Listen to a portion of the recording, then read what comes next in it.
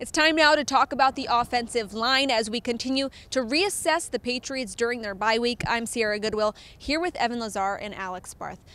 The offensive line has gone through a lot this season. They've been talked about a lot. They've been kind of taken a lot of criticism, but is it their fault that they're just kind of working out of position, some of them, and some of them have never received this volume of playing time before? Yeah, listen, we can sit here and trash the offensive line for 5 minutes about how bad they've been. Is that not what we're going to do? The eye test obviously doesn't back up anything good, right? When you watch this offensive line play, when you watch Brady stand behind the line, when you watch the backs try to run the football behind this line, all those things are bad, right? They're all negatives. Right. If you look at the numbers in PFF's pass blocking efficiency rating, which measures pressures allowed on a per snap basis, they're actually 7th best in the league. So they're a top 10 offensive line in pass protection. Now, in run blocking, they're 20th. Last year, they led the league in PFF run blocking grade. So they've regressed quite a bit as a run blocking unit.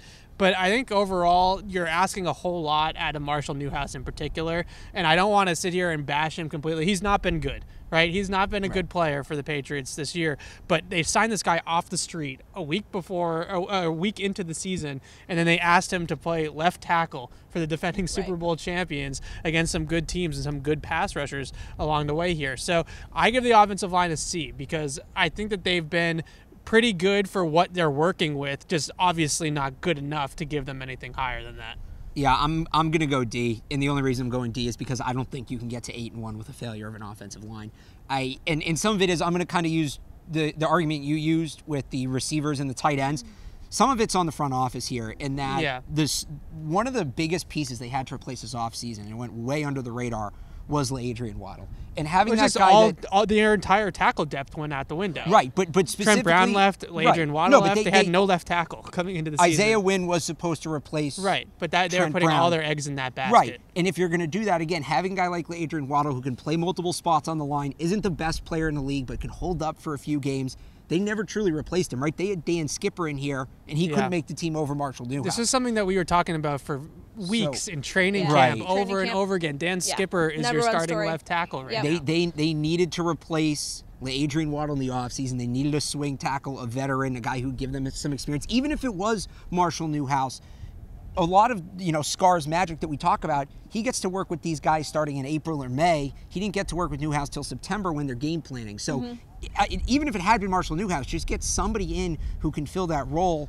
When you start the process off with OTAs, don't wait until September to finally find that guy. So I'm giving them a D. Some of it's just on what they were given. They didn't have a lot of potential this year, but Isaiah Wynn's got to come back. He's got to be the hero. He does at this point.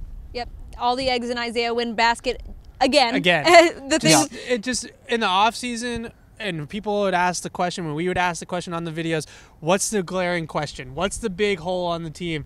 Left tackle, over and over again. Everybody said that. And they just assumed that Isaiah Wynn was going to go out there, not only play at a high level, but also stay healthy. Oh, to be fair, he did play well when he was on the field. He's a great player. Right. We've seen glimpses of him being a really good player. 10 weeks in, exactly. It's still the question that we're asking is who's going to play left tackle when the game is on the line in January? Is it going to be, if it's going to be Marshall Newhouse, his team might be in trouble. Yeah.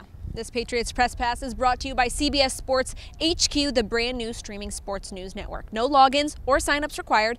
Just download the CBS Sports app and watch CBS Sports HQ today. For all the rest of our Patriots content, head to our website at clnsmedia.com and subscribe to our YouTube channel at CLNS Media.